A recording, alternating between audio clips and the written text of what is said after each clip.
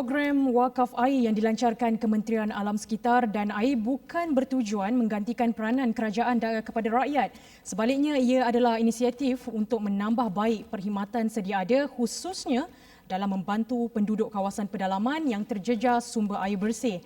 Inisiatif dengan kerjasama Yayasan Wakaf Malaysia itu dalam masa sama memberi peluang kepada orang ramai untuk menyumbang dengan seikhlas hati. Wakaf ini bukan bertujuan untuk menggantikan peranan kerajaan, tapi sebagai mekanisme alternatif dan melengkapkan kepada perkhidmatan yang sedia ada. Ia adalah pilihan kepada semua pihak untuk menyumbang dengan penuh keikhlasan bagi menyediakan perkhidmatan bekalan air yang lebih baik kepada pihak yang memerlukan.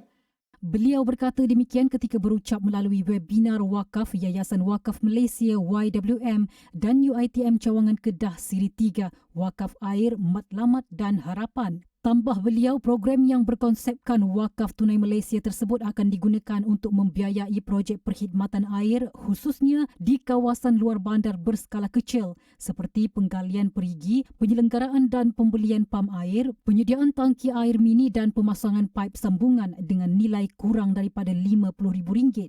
Masyarakat tidak perlu bimbang untuk wakaf kerana setiap dana wakaf yang diterima oleh Yayasan Wakaf Malaysia akan dilaporkan secara berkala kepada pemegang taruh.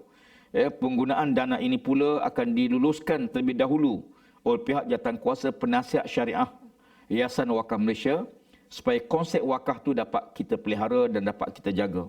Selain itu, jawatankuasa induk ditubuhkan untuk mengenal pasti projek, memantau dan menentukan hala tuju pelaksanaan wakaf air berdasarkan struktur tadbir urus yang jelas dan telus, serta dibantu jawatankuasa penilaian dan teknikal untuk menentukan kebolehlatsanaan sesebuah projek sebelum diluluskan. Terdahulu, KASA dengan kerjasama YWM telah melancarkan wakaf air dengan tema Pahala Mengalir Seperti Air pada 17 Disember 2020 lalu sehingga 20 Januari 2021. Program tersebut berjaya mencatat jumlah kutipan sebanyak RM674.50, manakala 5 projek perintis telah diluluskan dengan jumlah keseluruhan berjumlah RM180,500 di beberapa lokasi sekitar Selangor, Perak, Pahang dan Johor. Orang ramai yang ingin berwakaf secara tunai boleh dilakukan melalui sistem Wakaf Tunai Malaysia dengan tiada had nilai ditetapkan atau menyumbang secara tunai ke akaun Yayasan Wakaf Malaysia RHB Islamic Bank di nombor akaun